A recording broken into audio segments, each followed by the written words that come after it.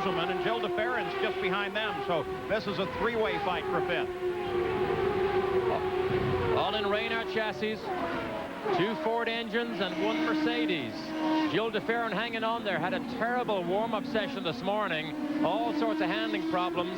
And Jim Hall's men went to work and have given him a very good racing car. Boy, he's had an active weekend, though. He's been off the racetrack at least 3 times that we saw, trying to qualify well. So Unser Jr. has picked up the lead as we watch the battle 5th, 6th, and 7th. This is the 4th race this year that Unser Jr. has led. He's led the most laps in both of 2 of those races. We'll be back with more from Portland. Some people can't afford to worry about the fuel in their tank. And when it comes to consistency and quality, their demands are among the toughest in the world. That's why most major domestic and international airlines depend on Citgo. And with more than 13,000 locations across America, you can depend on Citgo too. Citgo, the sign of quality. Went out to buy a car. Dad said good luck. Saw my new Ford Ranger and said, son, that's a truck. My girlfriend loves the new inside. Now all she wants to do is ride. Mom sees the airbag and takes heart. Finally her boy's getting smart. My best friend pops the hood. Look for horsepower. That's good. Well, my boss says it takes the cake. A truck with anti-lock brakes. Oh yeah, my Ford Ranger's really hot stuff. Now Dad asks, can I borrow the truck? We put these glass walls on the course at Road Atlanta to demonstrate the wet traction and performance of the Goodyear Eagle AquaTread. Racing-inspired dual aqua channels sweep water away for outstanding wet traction. Broad shoulders add aggressive grip for precise cornering. Its unique tread compound helps you stick to the road. You get the performance of an Eagle, the wet traction of an AquaTread. Eagle AquaTread, only from Goodyear. Unser Jr. is still the leader of the run here, followed by Jack Villeneuve. Paul Tracy is closing in from 3rd. Jimmy Vasser is 4th. We're focusing now on this battle for 5th place. Mauricio Gugelmin, Christian Fittipaldi. And Fittipaldi has been all over Gugelmin the last couple of laps. Though right now, it's de Ferran that is all over Christian Fittipaldi. Jan Vikas, you've been watching this fight. I sure have, and we checked in with the Pac West crew in regards to Mauricio Gugelmin. He has radioed back to the crew that he's starting to pick up a push. The front of the car right now is not working the way Mauricio would have hoped. Boy, exactly the last thing you want handling into that key passing area. You don't need a push there. On board, Paul Tracy, 3rd place. See just ahead, not the car immediately ahead. That's Matsushita, but just ahead of that. That's Jack Villeneuve, 2nd place. He's chasing it. Series 2 engine in Paul Tracy's car. A little bit more horsepower than Jacques Villeneuve. That's Marco Greco in Dick Simon's car. He'll do 4 races in that Dick Simon car. Moves aside. Tracy comes down the inside. But if Al Jr. had all that trouble trying to get by Jacques Villeneuve, it will not be any easier for Paul Tracy. Let's look just a lap ago as Christian Fittipaldi put a real charge on Mauricio Gugelmin. And this was so risky because look how close he comes to touching.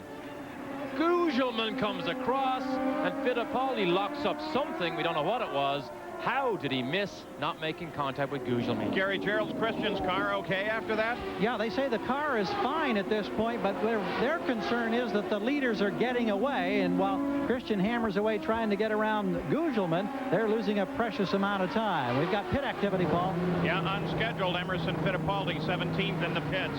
John? Emerson Fittipaldi came in early. Looks like they had a little bit of a fuel difficulty, but the main reason that Emerson Fittipaldi was here, the car started to overheat. They thought they had some trash that may have collected in the radiator, but now I see them shaking their heads saying, hey, there wasn't anything in there. Maybe that's not the answer to his overheating problem. Well, that's not good. If the temperatures are going up and there's nothing blocking the coolers, there's another problem there. 80 miles an hour down that pit straight. That's the rule. You get away with 85. If you go 86, you're brought in for an interview. But Emerson has not had a good weekend here. In desperation for the last qualifying session, he changed to Alan Jr. setup, and it still didn't make the necessary changes that he wanted. Back on board with Paul Tracy, chasing 2nd place, Jacques Villeneuve.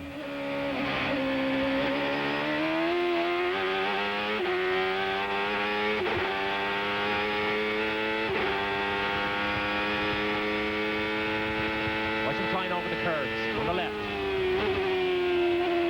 That's the lowest curve on the racetrack, the only one you can do that with.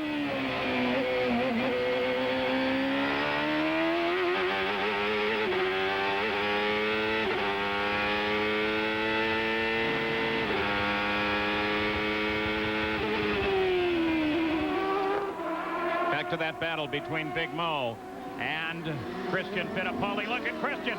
Christian gets alongside him on the exit. What a good move that was, as Christian Fittipaldi moves into fifth. And so with pit stops just any time now, Al Unser Jr. is the leader. He moved around Villeneuve, and Christian Fittipaldi got around Gugelmin. We'll be back.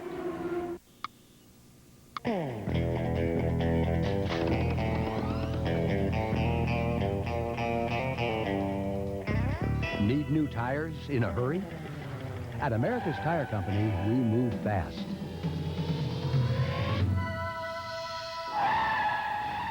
Except when it comes to closing our doors. Slide in for a new set of Michelins at America's Tire Company.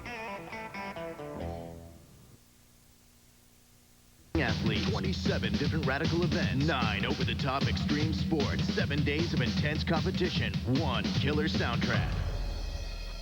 ESPN presents You Ready for This? Music from the 1995 Extreme Games featuring Mudhoney, Dinosaur Jr., Throwing Muses, B-52s, Babes in Toyland, Biohazard, and more.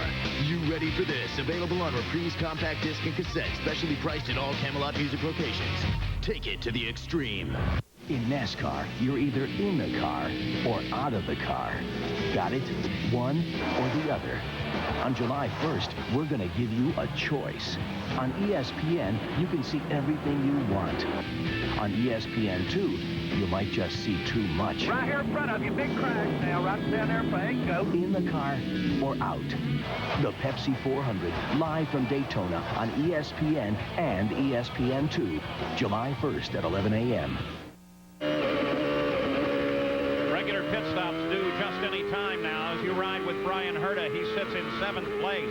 Some change in the order back there. Christian Fittipaldi got around Mauricio Gugelmin, then DeFerrin came around, then Herta came around, and that pushed Gugelmin back into 8th position. But he stayed out. He didn't come into the pits. We expected that he might, and assumed that something was wrong with the car. We launch now the battle for 2nd place as Jacques Villeneuve continues to try to hold off the charging Lola of Paul Tracy. And we expect the leader, Al Unser Jr., into the pits at the conclusion of this lap. And Al Unser Jr. currently has over 8 seconds of a lead on Jacques Villeneuve, so he is comfortably well up the road in that Penske. But this is a great fight here as Gugelmin is the first of the leading group to make a pit stop, lap 32, and Rahal. So Rahal is in, Gugelmin is in. We expect all of the regular stops to come right at this point. Stop, they didn't make many changes on Gugelmin's car. He rolled away, now Bobby Rahal rolls away. And Al Unser Jr. makes the roll in. Jan Bigas? Al brought it to a stop right on the marks, Paul. They're not expecting to make any changes here at the moment. It looks as though they're putting on scrub tires, not sticker tires, onto Al Unser Jr. These are tires he's run before. He's just waiting for fuel. He's out of the way. It's a little over 14 seconds for Al Unser Jr. Al Unser Jr.'s out. Jacques Villeneuve picked up the lead on that stop. And Paul Tracy now moves up to 2nd place. And this is going to be interesting then on the battle of the fuel tanks. That's right, Paul. The key is here. Al Jr. does not have the same fuel economy as these 2 leading cars here. They can go longer. Now, if Jacques Villeneuve or Tracy can go 2 more laps, they can maybe make this race in just 2 stops. I'm not sure Al Jr. can do that if this goes green all the way. Well, we can consider this, too, that Al Unser Jr. came out of the pits 15 seconds behind Paul Tracy and slid into 3rd place. But if lighter cars, maybe a little faster, they can pull away for another couple of 3 laps. They might just put enough interval on Al Unser Jr. to be able to get in and out without him being in that much of a challenging position. But the reality seems to be that they may come screaming out about the time Al Unser Jr. comes past. And look at the traffic jam coming out of that pit lane. Stefan Johansson, Raoul Boesel. But here's the 2 leading cars, 34 laps in the book. They will do 35. Those cars possibly can do just 2 stops. Marco Greco makes his stop. Penske pit reporting that Emerson Fittipaldi is still having an overheating problem. They watch it on the telemetry. Here's the Honda. Andre Ribeiro. Running Firestone tires, the leading Firestone car now is Scott Pruitt, who is 1 lap down. So not a good race this weekend for Firestone. Development needed on that tire. Brian Herta came in as well, pitted just ahead of him. Boy, look at Tracy right on top of Jack now. The tonsillitis medicine must have worked, because it doesn't affect him here. Gets trapped a little bit behind Zampedri. Good move by Zampedri, though. Comes offline, lets Tracy through. And Jack's going to turn down for the pits. Tracy's going to follow him. So first and second place head into the pits. And as they crossed the line last time, Al Unser Jr. was a mere 18 seconds behind. He's gobbling up the distance right now. So Jack makes his stop. We look for any changes. And we look for a battle of the pit crews here. Who can get their man out? Half a second will make a difference here. Remember, Jack's crew has been great in pit stop contests, but then so has the Newman Haas team. Oh, they had a great one. There goes Villeneuve. Jack. Jack got out just ahead of him, and Paul Tracy's coming out slow. There he goes. He finally gets the clutch dump. He really doesn't have to worry about the speed limit, considering he's way up there at the end. Jan Beekes? What happened, Paul, is at the very end of that pit stop, it turned out that he did have a problem leaving here. We'll find out. It sounded to me, though the revs came really high, but he still almost stalled it. Well, it cost him dearly. He was close in pursuit, but now he's got some distance to make up. But that was a great pit stop competition right there between the two leading cars. And we saw how a second or a second and a bit made such a huge difference, because Jacques Villeneuve is a long way down the road. Gary Gerald, update on Jacques Villeneuve. Team Green did another sensational job, as you saw, 13.5 seconds. They didn't change anything that impacts the handling setup on the car. Tony Cicali told me they are right where they want to be with fuel, and if fuel plays into this, as it seemingly always does at Portland, you've got to say right now, early advantage goes to Villeneuve. Keep in mind also, Paul, they won the Miami season opener by virtue of their work in the pits. Well, Al Unser Jr. retook the lead on those stops. Then Jacques Villeneuve slid into second place, about 13 seconds back, followed by Paul Tracy, Jimmy Vasser, and Christian Fittipaldi. So the first stops of the day are complete on the 35th lap. And we've had two changes in the lead now, one on the course when Unser Jr. got around Jacques Villeneuve, and then in the pits when once again it was Villeneuve changing positions with Unser Jr. and then Unser Jr. taking it back. So the run continues. 36 laps are complete here. And Bobby Rahal currently runs in 10th place as you ride with him at Portland International. Toyota Atlantic is much more than an exciting race series. It's the road to Indy. Champions like Rahal, Andretti, and Sullivan have taken this very same route. Toyota is committed to the Toyota Atlantic Championship because we may not know where the next series champion will come from, but we know where he's headed.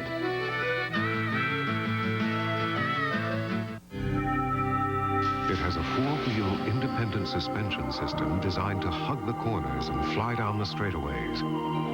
It has a gleaming red finish, durable enough to withstand vigorous bumping. It seats one comfortably. And although this vehicle will never win any speed races, it will help you come out ahead week after week in the checkout lane.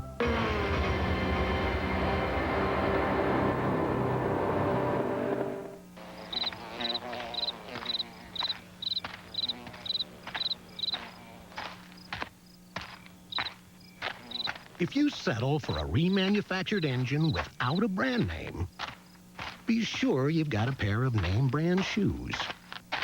AC Delco Engines, the national brand name with the nationwide warranty. Call for a location near you. Of course, if you come in on foot, we'll understand. So have you met any of the athletes who'll be staying here? The skateboarders, sky surfers? No.